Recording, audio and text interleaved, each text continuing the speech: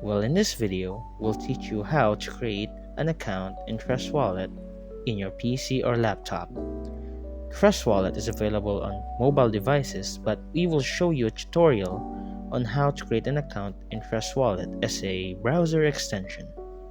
Now, head over to the Trust Wallet's official website.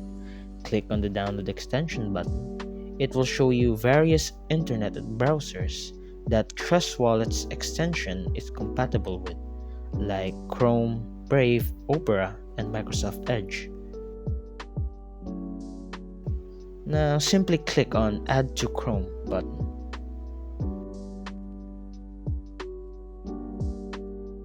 Now, if you want to create a new wallet account, simply click on the Create New Wallet button. After that, you'll be directed to create a password that needs 8 or more characters, at least 1 uppercase letters, at least 1 digit or number, and at least 1 symbol. So after you have finished checking the terms of service, you'll be seeing this, and it's up to you to decide here.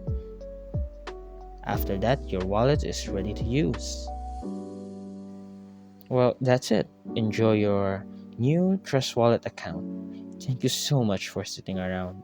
And hey, why not press that notification bell and that subscribe button?